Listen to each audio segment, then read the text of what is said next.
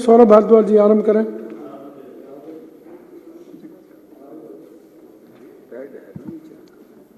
अध्यक्ष जी, ये याचिका समिति की रिपोर्ट जो है सभी हमारे मेंबर्स के सामने है और मैं आप लोग से निवेदन करूंगा और इस सदन से निवेदन करूंगा कि इसकी कॉपी हमने सबको डिस्ट्रीब्यूट की है। सभी सदन के मेंबर्स के पास ये कॉपी है। सब लोग इस समिति की रिपोर्ट को पढ़ें, इसका अध्ययन करें और उसके लिए हमारी समिति के सदस्य होने के नाते मैं एक ब्रीफ ओवरव्यू सदन के सामने रख रहा हूं, मगर इसके ऊपर जो डिस्कशन है वो बेहतर तरीके से तब हो जब सभी मेंबर्स जो है इस रिपोर्ट का एक अध्ययन कर लें।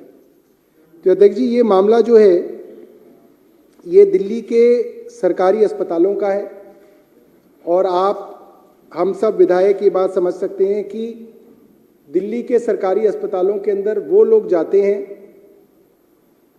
जिनके पास और जगह महंगा इलाज कराने की अक्सर क्षमता नहीं होती।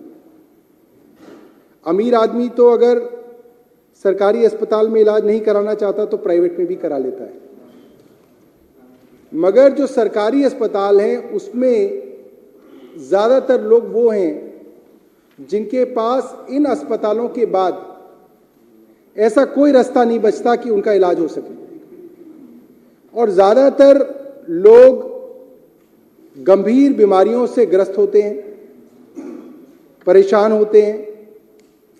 कई जगह तो जो इकलौता कमाने वाला आदमी होता है उसी को बड़ी बीमारी हो जाती है, पूरा परिवार उसके ऊपर आश्रित होता है और वो लोग सरकारी अस्पतालों के अंदर इलाज कराने जाते हैं।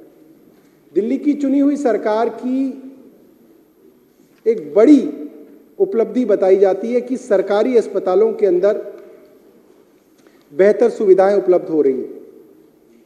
मुफ्त की या निःशुल्क दवाइयां उपलब्ध हैं, निःशुल्क डायग्नोस्टिक सर्विसेज उपलब्ध है और निःशुल्क जो है सारा का सारा उपचार हो, चाहे बड़े से बड़ा ऑपरेशन हो, सर्जरी हो, वो वहां पे उपलब्ध है। और जब दिसंबर में कॉरपोरेशन के चुनाव, नगर निगम के चुनाव दिल्ली के अंदर हो रहे थे, उससे कुछ महीने पहले दिल्ली के इन सरकारी अस्पतालों के खिलाफ और मैं समझता हूं दिल्ली के लोगों के खिलाफ एक बहुत बड़ा षड्यंत्र रचा गया अध्यक्ष जी। और इस षड्यंत्र के अंदर बड़े बड़े ओहदों पर बैठे हुए आईएएस अधिकारी शामिल थे, उनके ऊपर बैठे हुए उनसे भी बड़े आईएएस अधिकारी शामिल थे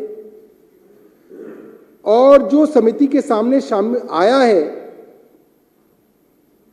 इस षड्यंत्र के अंदर बड़े बड़े लोग शामिल थे अध्यक्ष। जब समिति को यह कंप्लेंट मिली त्रिलोकपुरी से, हमारे विधायक साथी बैठे हैं, नहीं त्रिलोकपुरी से आई है, त्रिलोकपुरी से एक हैं राहुल, वहां से कंप्लेंट आई और हमारे कुलदीप भाई ने इसको स्पीकर साहब को फॉरवर्ड किया और उसमें बताया गया कि इन अस्पतालों के अंदर जो पहली बार मरीज अंदर घुसता है तो सबसे पहले वो ओपीडी के काउंटर पे जाता है। उस ओपीडी के काउंटर पे लाइन लगी होती है, उस लाइन में उसका नंबर आता है तो वो बताता है मुझे ये तकलीफ है और ओपीडी काउंटर पे उसका एक कंप्यूटराइज्ड कार्ड बनता है और उसको बताया जाता है फलां नंबर कमरे में जाके फलां डॉक्टर को दिखाइए। तो वो ओपीडी काउंटर पे जो बैठा हुआ आदमी होता है उसके पास ये नॉलेज होती है कि अगर इसको मान लीजिए पेट में दर्द है तो इसको मैं गैस्ट्रोएंटरोलॉजिस्ट के पास भेजूंगा, अगर इसको सर की तकलीफ है और उसको लगता है कि ये न्यूरो का मामला है तो वो न्यूरो सर्जन के पास भेजेगा, न्यूरो की मेडिसिन का मामला लगता है तो न्यूरो मेडिसिन वाले के पास भेजेगा और बहुत सारी चीजें होती हैं। जिससे तय होता है कि उस दिन की उसकी जो पूरी दिहाड़ी खत्म हुई है, जहां से वो नौकरी से अपनी छुट्टी लेके गया है और वो पूरे दिन उस अस्पताल में लगाएगा, उसका कुछ काम वहां पे बनेगा। 6 महीने पहले अध्यक्ष जी एक षड्यंत्र की शुरुआत हुई कि जहां जहां पे भी ओपीडी काउंटर्स पे ये जो डेटा एंट्री ऑपरेटर बैठते थे, जो बच्चे यहाँ पे कंप्यूटर की स्लिप बना के ओपीडी कार्ड बनाते हैं, इनके टेंडर जहां जहां पे भी जिस जिस अस्पताल के अंदर खत्म हुए और उन अस्पतालों ने कहा कि अब हम इसको रीटेंडर करेंगे, दोबारा से कॉन्ट्रैक्टर मंगाएंगे, वो फाइल अस्पतालों से हेल्थ डिपार्टमेंट में गई। सेक्रेटरी हेल्थ मिस्टर सिंगला है, अनिल सिंगला नाम है उनका, अमित सिंगला नाम है, उनके पास गई। उन्होंने ये फाइल फाइनेंस डिपार्टमेंट में भेज दी। हफ्तों तक घूमती घूमती ये फाइल जो है फाइनेंस डिपार्टमेंट के जो चीफ हैं, principal secretary finance AS Verma, Ashish Chandra Verma, AC Verma, उनके पास गई। और उन्होंने क्या किया अध्यक्ष जी, जो काम सालों से चल रहा था, किसी अस्पताल के अंदर 10 काउंटर हैं, 10 ऑपरेटर हैं, किसी अस्पताल के अंदर 20 काउंटर हैं, वहां पे 20 को ऑपरेटर है, डेटा एंट्री ऑपरेटर 20-20 हजार रुपए वाले लोग। उनके लिए आपकी दिल्ली सरकार के फाइनेंस डिपार्टमेंट के प्रिंसिपल सेक्रेटरी क्या लिखते हैं फाइल पे कि ये टेंडर आप तब कर सकते हैं जब आप इसके अंदर एक स्टडी करा लें, जिसको कहते हैं AR study. Administrative reforms department एक स्टडी करेगा कि इस अस्पताल के अंदर कितने ओपीडी काउंटर चाहिए। और अध्यक्ष जी उस एआर स्टडी के नाम पे उस अस्पताल ने अपने जो ओपीडी काउंटर पे जो लड़के बैठते हैं उनकी छुट्टी कर दी एब्रप्टली। मतलब अगले दिन से उस अस्पताल के ओपीडी काउंटर पे बैठने वाला ही कोई नहीं। और ये बात मैं बता रहा हूं आपको जून जुलाई 2022 की। और वहां पे एआर स्टडी चल रही है, एक अलग डिपार्टमेंट उसकी स्टडी कर रहा है। उसके बाद किसी दूसरे अस्पताल के अंदर टेंडर खत्म हुआ, उसकी फाइल सिंगला साहब के पास गई, सिंगला जी ने फाइनेंस सेक्रेटरी को भेज दी, एसी वर्मा के पास गई, एसी वर्मा जी ने वही कहा इसके अंदर एआर स्टडी होनी चाहिए। ऐसे करके दर्जनों अस्पतालों में, और हो सकता है दर्जन से भी ज्यादा अध्यक्ष जी, मुझे लगता है ज्यादातर अस्पतालों में इन पिछले 6-7 महीनों के अंदर जहां जहां पे भी ओपीडी काउंटर्स के टेंडर एक्सपायर हुए, नए टेंडर नहीं किए गए। नतीजा ये हुआ अध्यक्ष जी कि वो जो ओपीडी काउंटर थे वहां पे कोई होता ही नहीं था, कोई उनको चलाने वाला नहीं है। वहां पे कंप्यूटर वगैरह भी जो थे कॉन्ट्रैक्टर वो ले गए क्योंकि वो उन्हीं के थे। अब आप अध्यक्ष जी विजुलाइज कीजिए कि आप एक सरकारी अस्पताल में जाते हैं, आप ओपीडी काउंटर पे जा रहे हैं और ओपीडी काउंटर पे कोई बैठा ही नहीं है, तो वहां पे क्या होगा? वहां पे क्योस मचेगा। और ये क्योस आपके दिल्ली के लगभग सभी अस्पतालों के अंदर पिछले 6 महीने से मचा रहा। जो गरीब आदमी, बेचारा बेसहारा आदमी, बीमार आदमी अपने इलाज के लिए उस सरकारी अस्पताल में जाएगा, वहां पे ओपीडी काउंटर पे कोई था ही नहीं। कई जगह पता चला, जैसे कुलदीप भाई हैं, ये अपने यहाँ के अस्पताल की वीडियो बना के लाए, लाल बहादुर शास्त्री अस्पताल की, राजेश गुप्ता जी अपने यहाँ से दीपचंद बंधु अस्पताल की लेके आए। अध्यक्ष जी वहां पे ओपीडी काउंटरों पे सिक्योरिटी गार्ड और सफाई कर्मचारी को बिठा रखा था और वो हाथ से पर्ची बना रहे थे। जहां लाइन के अंदर 2 घंटे में नंबर आता था, वहां 6-6, 7-7 घंटे तक नंबर नहीं आ रहा। लोग अपनी किस्मत को कोस रहे हैं, चुनी हुई सरकार को कोस रहे हैं, अपने विधायक को कोस रहे हैं कि भाई ये किस नर्क के अंदर हमको ले आए, यहां पे तो कोई पर्ची बनाने वाला नहीं है। अध्यक्ष जी मैं जानना चाहूंगा कि अगर एक सिक्योरिटी गार्ड ओपीडी काउंटर पे बैठा हो और कोई आदमी बताए कि भाई साहब मेरे हाथ के अंदर जो है एक फ्रेम डाला गया है, रॉड डाली गई है, अब उस रॉड के पेच निकलवाने हैं, किस डॉक्टर के पास भेजेगा वो? सैनिटरी वाला आदमी या कोई सिक्योरिटी गार्ड? दांत वाले के पास भेजेगा? आंख वाले के पास भेजेगा? किसके पास भेजेगा? ये तांडव दिल्ली के अस्पतालों के अंदर मचाया गया अध्यक्ष जी। अब जब इसके बारे में समिति ने जांच की कि भाई ये क्यों हुआ, तो जो सेक्रेटरी हेल्थ डिपार्टमेंट थे मिस्टर अमित सिंगला, उन्होंने शुरू में तो समिति को कोई जवाब ही नहीं दिया। हर बात पे वो जो है समिति को घुमाते थे, कभी कुछ बोलते थे, कभी कुछ बोलते थे, और ऐसे दिखाते थे कि उनको मालूम ही नहीं कि इतना कुछ जो है सरकारी अस्पतालों के अंदर चल रहा है। उसके बाद हमने प्रिंसिपल सेक्रेटरी फाइनेंस साहब को बुलाया, आशीष चंद्र वर्मा जी हैं वो, उनको बुलाया।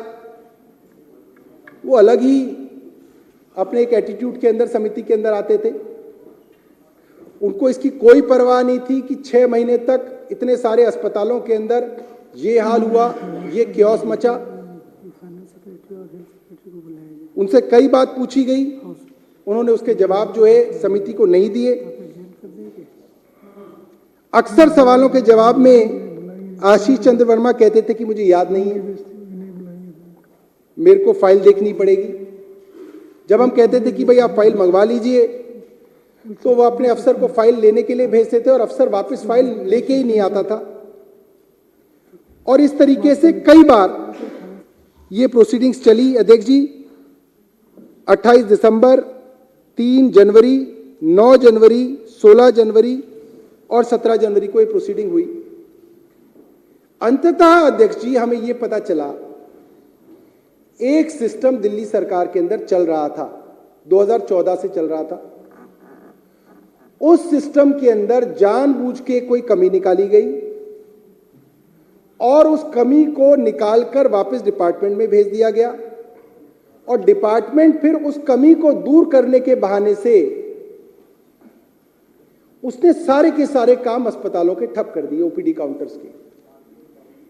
हमने जब ये जानना चाहा कि भाई ये जो एआर स्टडी हुई जहां जहां हो गई, वहां इसके क्या रिजल्ट्स आए, तो जिस एआर स्टडी के लिए 6-6 महीने ओपीडी काउंटर खाली रहे, उस स्टडी के अंदर यह पता चला अध्यक्ष जी, जहां पे 13 काउंटर थे किसी अस्पताल में, वहां उस एआर स्टडी ने कहा नहीं 13 नहीं 12 होने चाहिए। मैंने कहा भाई ये तो कमाल ही हो गया। कहीं पे 16 काउंटर थे, तो एआर स्टडी हुई कई महीने तक और उसने जवाब दिया नहीं 16 नहीं 17 होने चाहिए थे। तो अध्यक्ष जी ये जो एआर स्टडी कराई गई, ये सिर्फ जानबूझ के एक षड्यंत्र के तहत कराई गई। इस स्टडी का कोई फायदा नहीं था। ये सिर्फ फाइनेंस सेक्रेटरी ने और हेल्थ सेक्रेटरी ने एक षड्यंत्र के तहत दिल्ली के काम को ठप करने के लिए कराई, वरना इस एआर स्टडी का कोई रिजल्ट आता अध्यक्ष जी। हमने आशीष चंद्र वर्मा जी से, अध्यक्ष जी हमने आशीष चंद्र वर्मा जी से पूछा कि भाई हमने आपको पहली बार जो नोटिस भेजा था वो नवंबर में भेजा था। जी जी जी, इनकी याददाश्त खो गई थी। तो इनको हमने पूछा कि हमने आपको नवंबर में नोटिस दिया था और आपको नवंबर में ही 1 हफ्ते बाद उसका जवाब देना था, आपने जवाब नहीं दिया। तो वर्मा जी बोले कि मुझे ऐसा कुछ याद नहीं पड़ता, मुझे ऐसा कोई नोटिस नहीं आया। हम भी हैरान थे, हो सकता है नोटिस ना गया हो। हमने अपनी सेक्रेटेरिएट की फाइल मंगवाई। हमने कहा नहीं, आपको हमने पहले नवंबर में नोटिस दिया, उसके बाद दोबारा से हम आपको दिसंबर के अंदर रिमाइंडर दिया। नवंबर में भी हमने आपको पिटीशन की कॉपी भेजी, दिसंबर में भी आपको पिटीशन की कॉपी भेजी। आप ये कैसे कह सकते हैं कि मुझे नहीं मिला? तो उन्होंने बोला कि मेरे पास फाइल नहीं है, मैं फाइल देख के ही बता सकता हूं। मैं ऐसा अफसर हूं जो फैक्ट्स पे बात करता हूं, इधर उधर के अंदाजे से मैं बात नहीं करूंगा, मैं फैक्ट्स पे बात करूंगा, कमेटी को कोई गलत बात नहीं बताऊंगा। ये उन्होंने उत पे काम। और क्योंकि मेरे पास फाइल नहीं है, इसीलिए मैं अभी आपको नहीं बता पाऊंगा। हमने कहा ठीक है भाई, पिछली बार भी ये फाइल का मामला हुआ था। हमने उनके डिप्टी सेक्रेटरी साहब को कहा, मनोज शर्मा नाम है, हमने कहा भाई आप एक काम कीजिए, इनकी फाइल ले आइए। और पिछली दफा जब आप फाइल लेने गए थे तो 2 घंटे तक आप लौटे ही नहीं, सेक्रेटेरिएट तो ये आधे घंटे दूरी पे है। तो इस बार ये नहीं चलेगा, इस बार समिति का एक आदमी आपके साथ जाएगा और आपको वापस लेके आएगा। तो अध्यक्ष जी हमने एक आदमी उनके साथ लगाया, हमने कहा कि जाओ मनोज शर्मा जी डिप्टी सेक्रेटरी हैं, आप फाइल लेके आओ। तो मनोज शर्मा जी उठे, एएस वर्मा जी की तरफ देखते रहे, आशीष चंद्र वर्मा जी की तरफ। हमने कहा आशीष जी इनको कहो, तो आशीष जी ने कहा नहीं जाओ आप फाइल ले। तो वो आशीष चंद्र वर्मा जी के सामने एक फाइल रखी थी, उसको ली, ऐसे बगल में दबाई और चल दिए फाइल लेने। अध्यक्ष जी मुझे लगा कि ये फाइल लेने जा रहे हैं तो एक फाइल ले जा क्यों रहे हैं यहां से, तो बड़ी अजीब बात है। मैंने कहा रुकिए, आप रुकिए, ये जो फाइल है आप यहां से ले जा क्यों रहे हैं, आपको तो लानी है, इसको यहीं छोड़ जाइए। नहीं सर, मैं इसको लेके भी आऊंगा और मैं नई भी लेके आऊंगा। तो हमने कहा नहीं नहीं ऐसा नहीं है, आप ये फाइल दीजिए। और शराफत से नहीं माने अध्यक्ष जी, फिर हमको तेज आवाज में कहना पड़ा आप ये फाइल यहां रखिए तब आप जाएंगे।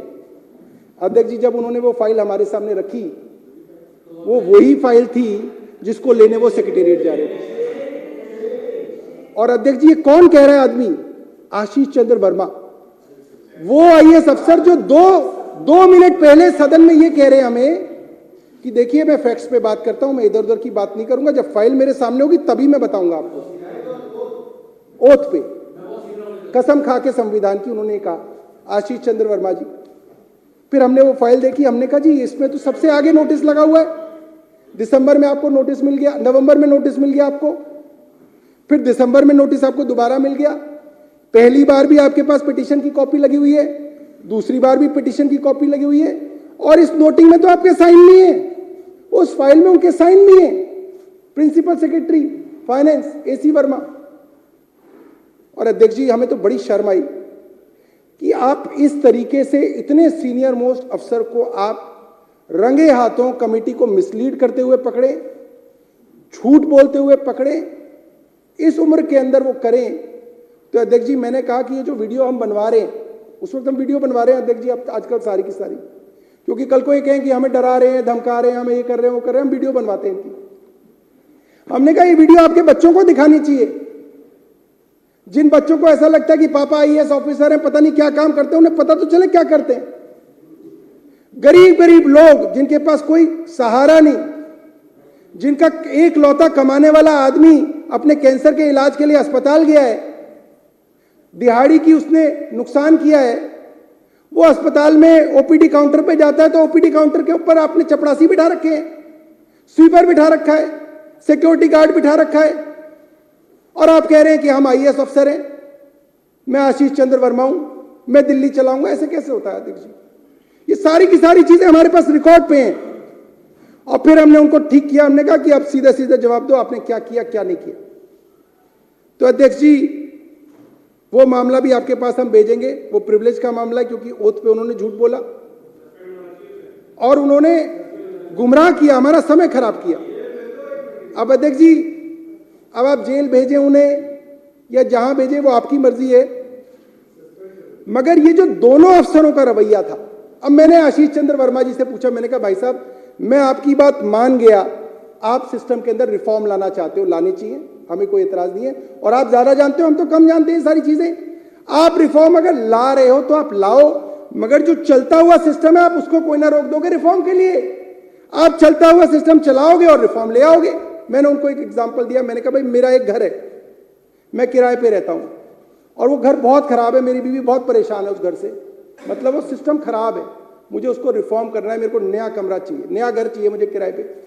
तो मैं क्या कहूंगा अपने मकान मालिक को, कहूंगा भाई मैं तेरे यहाँ 31 दिसंबर तक रहूंगा, दूसरा मकान ढूंढूंगा, उसको मैं बोलूंगा कि भाई 1 जनवरी से मैं तेरे यहाँ आ जाऊंगा, ये एडवांस पकड़। या हो सकता है मैं ये कहूंगा कि मैं तेरे यहाँ 30 दिसंबर को ही आ जाऊंगा, ये एडवांस पकड़, ये घर मेरा हुआ। मैं अपना सामान उस किराए के मकान से निकाल के नए किराए के मकान में डालूंगा। यही करेगा कोई भी आदमी, मतलब जो अनपढ़ होगा वो भी यही करेगा। अब ये हमारे इतने पढ़े लिखे आईएएस अफसर जो संविधान की कसम खा के जो है यहाँ पे बैठे हैं, जो मतलब इतनी तड़ी से बड़ी बड़ी गाड़ियों में मेरे टैक्स के दिए हुए पैसे से घूमते हैं, 3-3 गाड़ियां इनके घर में होती हैं, एक गाड़ी बीवी को ले जा रही है, एक गाड़ी जो है बच्चों को ले जा रही है। हम सब कुछ कहते हैं कि नहीं जी ये आईएएस अफसर हैं, बड़े अधिकारी हैं, काम कर रहे हैं। वो आईएएस अधिकारी क्या कह रहा है? कह रहा है कि मेरे को अगर नया किराए का घर चाहिए तो पहले तो मैं इस घर को छोड़ दूंगा, अपना सारा का सारा सामान लाके सड़क पे रख दूंगा, और अब मैं अपने बीवी बच्चों को भी सड़क पे बिठा दूंगा। अब मैं कहूंगा कि अब मैं मकान ढूंढूंगा 3 महीने तक। ऐसे होता है क्या कहीं पे? आपने तो यही तो किया, आपने पूरी की पूरी सरकार को लाके सड़क पे बिठा दिया और बोला कि आप तुम्हारे लिए नया सिस्टम बनाएंगे, पहले जो पुराना सिस्टम खत्म करके तुम्हें सड़क पे लेके आएंगे हम। ये काम जो है आशीष चंद्र वर्मा ने किया, और ये काम होते हुए देखते हुए हमने पूछा अमित सिंगला जी से, भाई आप तो सेक्रेटरी हेल्थ हो, आपकी तो प्राइमरी रिस्पॉन्सिबिलिटी है कि दिल्ली के अंदर जो हेल्थ सर्विसेज है वो बिल्कुल सही चले। ओपीडी काउंटर्स जैसी सबसे इंपॉर्टेंट चीज को आपने खत्म कर दिया, महीनों तक खत्म कर दिया। आपने क्यों नहीं बोला एसी वर्मा को? तो अध्यक्ष जी वहां पे भी वो गोल गोल घुमाते रहे। जब उनको हमने अच्छे से समझाया कि भाई अब हाँ या ना में बताओ, ये बहुत देर हो गए घूमते घूमते, तो उन्होंने बोला कि हाँ मैंने एसी वर्मा जी को भी कहा था कि इससे दिक्कतें हो रही हैं, मैंने निहारिका राय जी को भी कहा था कि इससे दिक्कतें हो रही है, मैंने कुलानंद जोशी जी को भी कहा था कि इससे दिक्कतें हो रही है, मगर उन्होंने मेरी सुनी नहीं। तो अब अध्यक्ष जी इन सब लोगों ने मिलके जब ये दोनों लोग फंस गए, इधर फाइनेंस फंस गया इधर हेल्थ फंस गया, तो हमने ये कहा कि भाई या तो तुम्हारी गलती है या इनकी गलती है, या तो हेल्थ की गलती है या फाइनेंस की गलती है। और अगर एक की गलती होती तो तुमको पॉइंट आउट करना चाहिए था, और तुमने पॉइंट आउट भी नहीं किया, तो इसका मतलब तुम दोनों की गलती है। तो इन सब ने मिलकर क्या षड्यंत्र किया अध्यक्ष जी? इन्होंने कहा किसी की गलती नहीं है, ये जो अस्पताल के एचओडीज हैं, मेडिकल सुपरिटेंडेंट और एमडीज हैं, इनकी गलती है। इन्होंने इनके ऊपर डाल दिया कि एमडीज ने हमें बताया ही नहीं, एमएस ने हमें बताया ही नहीं कि इतना कोहराम मच रहा है अस्पतालों के अंदर। तो हमने सारे एमडीज को अध्यक्ष जी, जितने हमारे अस्पताल हैं 32-33 हैं, सारे 39 एमडीज को हमने पिटीशन कमेटी में बुलाया। सारे एमडीज की हमने डिपोजिशन ली ऑन ओथ, और एमडीज ने ये बात बोल दी कि सर हमने हेल्थ डिपार्टमेंट को कई बार कहा कि इससे अस्पताल के अंदर क्योस मच गया, कोहराम मच गया, हालत बहुत खराब हो गई, मगर इन्होंने हमारी बात नहीं सुनी।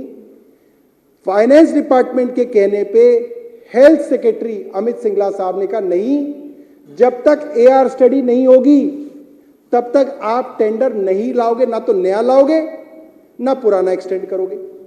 तो अध्यक्ष जी जब हमने अब इन्हें बुलाया और बुलाना शुरू किया, तो अब इन्होंने पुराने टेंडर दोबारा से एक्सटेंड कर दिए कि जब तक एआर स्टडी नहीं होती तब तक आप इंटरिम अरेंजमेंट जो है आप चला लो। ये तो पहले भी हो सकती थी अध्यक्ष जी, ये अब क्यों हो रही है? क्योंकि आप समिति बुला रही है तो ये हो रही है। अध्यक्ष जी हमने इनकी बहुत सुनी और इससे हमें समझ में आ गया कि मिलके जो है ये षड्यंत्र रचा। अब अध्यक्ष जी हमने सोचा कि अगर ये षड्यंत्र दिल्ली में चल रहा है तो जो हमारे चीफ सेक्रेटरी हैं नरेश कुमार जी, उनका भी तो वर्जन ले लेना चाहिए कि वो क्या मानते हैं इसके बारे में, कि इसके लिए कौन जिम्मेदार है। तो अध्यक्ष जी हमने नरेश कुमार जी को न्योता दिया कि भाई कल बीत गया उसमें आप बता दीजिए किस समय आप जो है अवेलेबल होंगे, दोपहर में आ जाइए तो 1 बजे या शाम को 5 बजे आ जाइए। तो उन्होंने हमें 6:30 बजे का कल का समय दिया। तो कल शाम को 6:30 बजे हमारी समिति बैठी, हमारे सारे साथी बैठे, अध्यक्ष जी बैठे हैं, अखिलेश जी, कुलदीप भाई बैठे हैं यहाँ पे, राजेश गुप्ता यहाँ पे बैठे हैं, वंदना कुमारी जी थी वहाँ पे थी, जून साहब थे और अपने करतार सिंह तंवर थे। ये सब लोग अध्यक्ष जी कल रात को 9:30 बजे तक बैठे थे चीफ सेक्रेटरी साहब के साथ। और हमने चीफ सेक्रेटरी साहब से जानना चाहा कि ये क्या हो रहा है, मतलब इतना नीचे कोहराम मच रहा है, आप क्या कर रहे हैं? तो चीफ सेक्रेटरी साहब ने भी हमें पूरा यही बताया कि भाई देखिए बहुत सारे सिस्टम खराब हैं, उन सिस्टम्स को मैं थोड़ा ठीक करना चाहता हूँ, करना चाहिए, मैं रिफॉर्म करना चाहता हूँ, करना चाहिए, मैं चीज़ों को सिस्टमैटिक करना चाहता हूँ। ये चीज़ें ऐसी एडहॉक बेसिस पे चल रही थी सर 2012 से 2009 से, मैं इन सब चीज़ों को ठीक करने की तरफ ले जा रहा था और मैं चाहता हूँ सारी चीज़ें सिस्टम में हो जाएं। तो हमने कहा बहुत अच्छी बात है, सिस्टम में हो जानी चाहिए। और उसकी वजह से जो उन्होंने कहा कि ये जो है ये दिक्कत आई, तो हमने कहा मगर ये स्टॉप गैप अरेंजमेंट नहीं बनाया गया इसके अंदर, क्या इसके लिए कोई दोषी है? तो उन्होंने ये बात मानी समिति के आगे कि हाँ स्टॉप गैप अरेंजमेंट बनाना चाहिए था। जिस दौरान एआर स्टडी हो रही है उस दौरान भी ओपीडी काउंटर्स को मैन करने के लिए आपको कोई इंटरिम टेंडर अरेंजमेंट करनी चाहिए थी, और नहीं हुई तो ये गलती है। तो हमने कहा चलिए आपने ये मान ली गलती है, अब आप ये बताइए कि इस गलती की सजा क्या है? भाई गलती है तो कोई सजा तो होगी। तो बोले नहीं भाई सजा के बारे में तो मैं जो है अभी नहीं बता पाऊंगा। हमने कहा कुछ तो सजा हो। फिर हमने उनको एएस वर्मा जी के लिए बताया, आशीष चंद्र वर्मा जी के लिए। तो उन्होंने आशीष चंद्र वर्मा जी का हमने नाम लिया, तो उन्होंने बताया कि देखिए आशीष चंद्र वर्मा तो मेरे बहुत पुराने वाकिफ हैं, मेरे साथ अरुणाचल प्रदेश के अंदर काम करते थे और मैं जानता हूं कि वो बहुत सिंसियर अफसर है। हमने कहा जी ठीक है, अब उनके बारे में सुनो। कि वो अपने सामने रखी हुई फाइल को कह रहे हैं कि वो सेक्रेटेरिएट से मंगवाएंगे और हमें मिसलीड कर रहे हैं, हमें झूठ बोल रहे हैं, हमारा समय खराब कर रहे हैं, कंटेम्प्ट कर रहे हैं। आप उनके ऊपर क्या कार्रवाई करेंगे? उन्होंने कहा नहीं, तो बहुत गलत है, ऐसा नहीं करना चाहिए था। कार्रवाई क्या करेंगे उसके बारे में कुछ नहीं बोल रहे हैं। तो अध्यक्ष जी, आपके जो चीफ सेक्रेटरी हैं दिल्ली के, वो ये बात मान रहे हैं कि गलतियां हो रही हैं और खूब हो रही हैं, मगर वो कार्रवाई के नाम पे जो है चुप हो जाते हैं। फिर हमने उनसे पूछा, दी आपने हमें इतना कुछ बताया कि आप पूरा सिस्टमैटिक चलते हैं और एडॉकिज्म बर्दाश्त नहीं करते, आप पूरी ब्यूरोक्रेसी के हेड हैं दिल्ली में, जितने भी HODs हैं दिल्ली के अलग अलग डिपार्टमेंट के, उनसे उनके जो इश्यूज हैं वो जानने का कोई मैकेनिज्म तो होगा आपके पास। हफ्ते में एक दिन मिलते होगे, 2 हफ्ते में एक दिन मिलते होगे। तो बोले मैं चाहता हूं मैं हफ्ते में एक दिन मिलूं, मगर मैं मिल नहीं पाता, मैं बहुत बिजी रहता हूं, वगैरह वगैरह चीजें बताई।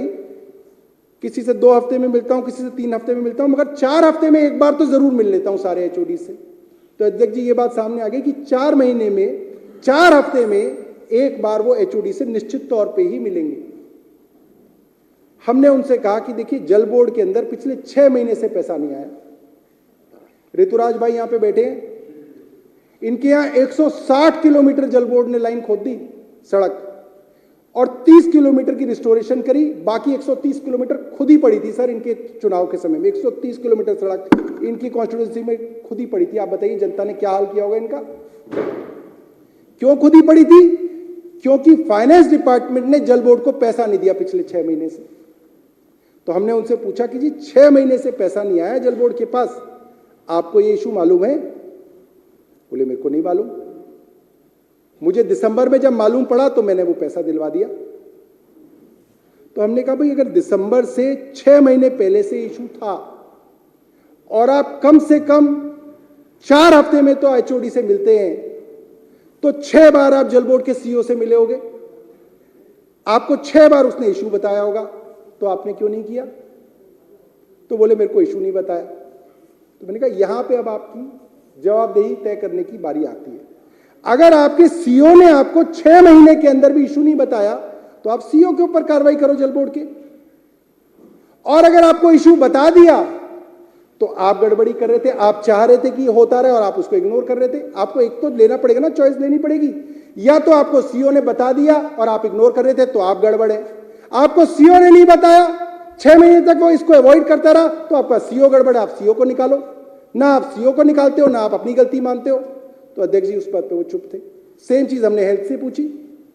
हमने कहा भाई आपको हेल्थ डिपार्टमेंट में इतनी समस्या थी, आपको पता क्यों नहीं चली? अगर आपको पता चली तो आपने सॉल्व क्यों नहीं की? क्योंकि उन्होंने खुद कहा अध्यक्ष जी कि अगर मेरे को कोई भी समस्या पता चलती है तो मैं 1 से लेकर 5 दिन में उस समस्या को रिजॉल्व कर देता हूं। ये मेरा ट्रैक रिकॉर्ड है। Minimum 1 day, maximum 5 days. तो अध्यक्ष जी, हेल्थ के अंदर दिक्कत थी, सॉल्व नहीं हुई। मोहल्ला क्लिनिक्स के अंदर दिक्कत थी, सॉल्व नहीं हुई। बिजली की कंपनियों को पेमेंट नहीं हो रही, वो सॉल्व नहीं हुई। आपके बस मार्शल्स को पेमेंट नहीं हो रही 3 महीने से, वो सॉल्व नहीं हुई। आपके जो सिविल डिफेंस वॉलंटियर इनको पैसे नहीं दिए जा रहे, ये सॉल्व नहीं हुई। हर विभाग में पेंशन नहीं मिली, DTC एम्प्लॉइज को ना सैलरी मिली ना पेंशन मिली महीनों से। बिल्कुल, बसों की AMC का पैसा नहीं दिया जा रहा और आपके वक्फ बोर्ड के अंदर तनख्वाह नहीं दी जा रही। अध्यक्ष जी, दर्जनों ऐसे मामले हैं, मतलब कई दर्जन ऐसे मामले हैं जो हो रहे हैं और चीफ सेक्रेटरी कह रहे हैं मुझे मालूम नहीं है। तो हमने कहा भाई ये तो बड़ी अजीब बात है। अध्यक्ष जी, हमने उनके हाथ में 3 दर्जन, कम से कम 3 दर्जन अखबार की क्लिपिंग्स दी। हमने कहा जी अक्टूबर से छप रहा है, दिसंबर तक छपा है, ये आपके हाथ में है, हमारे हाथ में। क्या आपने अखबार के अंदर ये नहीं पढ़ा कि मोहल्ला क्लिनिक के अंदर डॉक्टरों को तनख्वाह नहीं मिल रही, मोहल्ला क्लिनिक्स के अंदर टेस्ट रुके हुए हैं, दिल्ली जल बोर्ड को पैसा नहीं मिल रहा, अस्पतालों के अंदर OPD काउंटर नहीं है? तो अध्यक्ष जी, इस पे उनका जवाब सुनिए, चीफ सेक्रेटरी साहब का, दिल्ली के हेड ऑफ ब्यूरोक्रेसी का जवाब। वो कहते हैं कि मैं अखबार रोज नहीं पढ़ता। कहा भाई ये कैसे हो सकता है? कह रहे बस पढ़ता हूं, इतना नहीं है, मैं इतना ध्यान से नहीं पढ़ता। अध्यक्ष जी, छोटे से छोटे अधिकारी के पास दिल्ली सरकार में बेसिक नियम है, सबसे पहले वो अगर ऑफिस में आएगा तो सबसे पहले उसको उसके डिपार्टमेंट की, विभाग की क्लिपिंग दी जाती है कि ये पढ़ो क्या छपा है आपके विभाग के बारे में अखबारों के अंदर। तो ये कैसे संभव है कि चीफ सेक्रेटरी कह रहे हैं कि मैंने अखबार नहीं पढ़ा? चीफ सेक्रेटरी अखबार नहीं पढ़ रहे, उन्हें पता नहीं चल रहा क्या हो रहा है, ग्राउंड पे क्या हो रहा है चीफ सेक्रेटरी को पता नहीं चल रहा, उनके एचओडी उनको बता नहीं रहे, उनको कुछ पता नहीं चल रहा। तो अध्यक्ष जी ये कैसे हो सकता है? तो हमने कुल मिला के ये समझा और हमारे कई मेंबर्स को ऑफिसर्स ने कन्फाइड किया कि ये सारी की सारी जो आर्म ट्विस्टिंग है, ये जो बाह मरोड़ी जा रही है, ये मुख्य सचिव द्वारा ही मरोड़ी जा रही है। मुख्य सचिव नरेश कुमार जी अफसरों को डराते हैं, धमकाते हैं कि दिल्ली सरकार के जो वेलफेयर स्कीम्स है इनको किसी भी तरीके से रोको, चाहे वो मोहल्ला क्लिनिक के हों, चाहे वो अस्पतालों के हों, चाहे वो और किसी चीज के हों। और अध्यक्ष जी कल हमने अपनी रूल बुक के अंदर एक प्रोविजन है कॉन्फिडेंशियल डिपोजिशन रिकॉर्ड करने का, हमने अपने कई अफसरों की कॉन्फिडेंशियल तौर पे डिपोजिशन ली और मैं आपको शब्द शब्द उनके बताता हूं कि उन लोगों ने क्या कहा। वो हमने इसके अंदर इटैलिक्स के अंदर इस रिपोर्ट के अंदर लिखा है कि जब हमने उनसे अकेले में पूछा तो कमेटी की डेलिब्रेशन ये है और कंक्लूजन ये है, many officers were threatened by the chief secretary at the behest of honourable LG. जो मुख्य सचिव हैं वो दिल्ली के उपराज्यपाल महोदय का नाम लेके अफसरों को डराते धमकाते हैं। मुझे लगता है कि इससे बड़ी शॉकिंग तो कोई खबर इस सदन के लिए हो ही नहीं सकती। भाई जिनको केंद्र सरकार ने इस दिल्ली का अभिभावक बना के भेजा हुआ है कि भाई ये अभिभावक है हमारे, ये एडमिनिस्ट्रेटर है हमारे, वो ये काम कर रहे हैं कि वो एक मुख्य सचिव के हवाले से अफसरों को डरा धमका रहे हैं और काम रुकवा रहे हैं।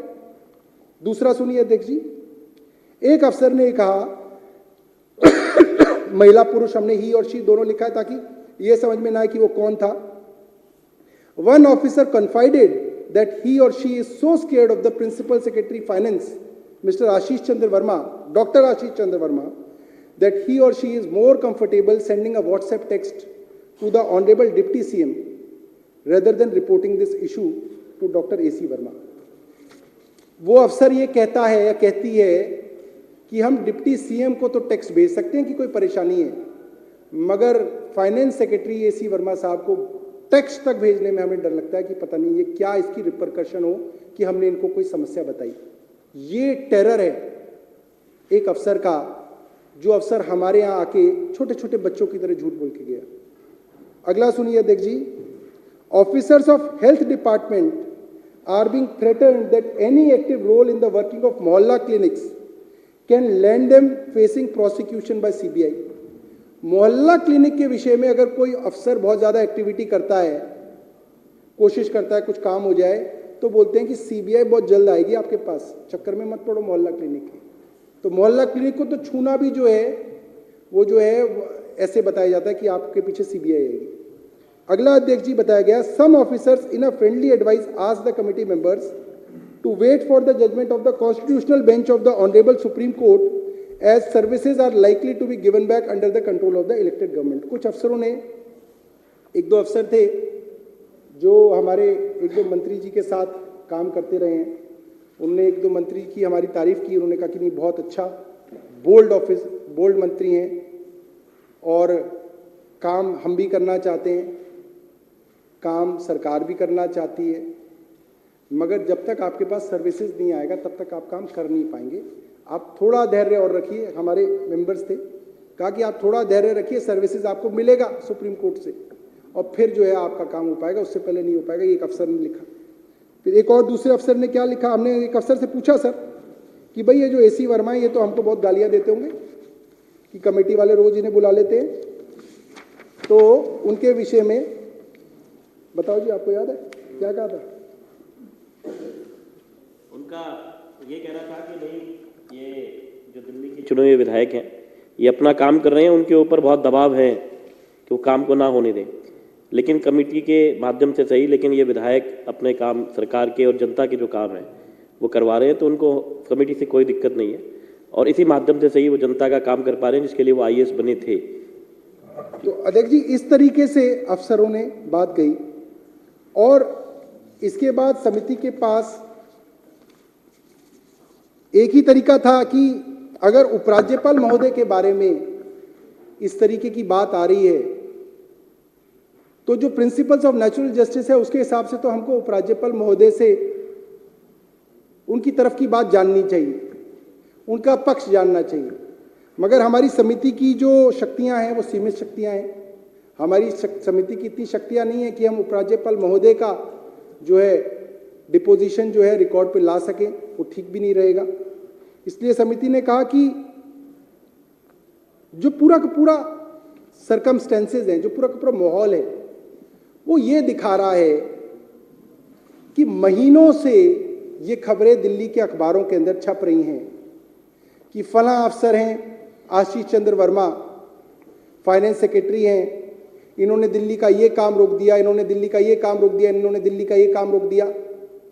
क्या उपराज्यपाल महोदय ने उनके ऊपर कोई कार्रवाई की? कोई नहीं की। क्या उपराज्यपाल महोदय ने कोई खबर प्रेस रिलीज में दी कि मैंने प्रिंसिपल सेक्रेटरी आशीष चंद्र वर्मा को बुलाया और पूछा कि कैसे हो रहा है कि दिल्ली के जो वेलफेयर के काम हैं, अस्पतालों के काम हैं, मोहल्ला क्लिनिक के काम है, वो कैसे रुके जा रहे हैं? क्या किसी, मैं सदस्यों से जानना चाहता हूं, क्या किसी सदस्य ने सुना कि एलजी साहब ने किसी अफसर को इनको बुला के कहा हो, एसी वर्मा जी को, कि भाई आप काम करो? ये सुना? कोई एलजी साहब की तरफ से कोई जो है इस चीज के अंदर हमें जो है कोई पॉजिटिव काम नहीं दिखा। दिल्ली के अंदर अक्टूबर महीने से अध्यक्ष जी ये खबर चल रही है कि गरीब बुजुर्गों को पेंशन नहीं मिल रही। उसकी रिपोर्ट भी हम कल समिति के आगे पेश करेंगे। क्या एलजी साहब ने पूछा, किसी को बुला के किसी अफसर के ऊपर कार्रवाई की कि कैसे रोक दिया आपने दिवाली से पहले गरीबों की पेंशन? कोई कार्रवाई नहीं। तो अध्यक्ष जी अंततः जो है हमने इस समिति के अंदर ये माना कि ये जो अमित सिंगला जी हैं प्रिंसिपल सेक्रेटरी हेल्थ, आशीष चंद्र वर्मा जी हैं प्रिंसिपल सेक्रेटरी फाइनेंस, और जो चीफ सेक्रेटरी हैं नरेश कुमार जी, ये तीनों जो हैं इस षड्यंत्र के अंदर शामिल हैं। और इस षड्यंत्र का जो इशारा है, इस षड्यंत्र की जो डोर है, वो हमारे माननीय उपराज्यपाल महोदय के हाथ में है। और ये बहुत दुर्भाग्यपूर्ण है कि इस तरीके की स्थिति में दिल्ली का गरीब आदमी आज फंसा हुआ है। और हमने इसके अंदर राष्ट्रपति महोदय जो हैं हमारे, उनको जो है इसके अंदर हमने करबद्ध निवेदन किया है कि आप जो है इस रिपोर्ट का संज्ञान लीजिए, और जो दिल्ली के मुख्य सचिव हैं नरेश कुमार जी, और दिल्ली के जो माननीय उपराज्यपाल हैं विनय सक्सेना जी, उनके ऊपर आप जो है उचित कार्रवाई कीजिए। धन्यवाद अध्यक्ष जी।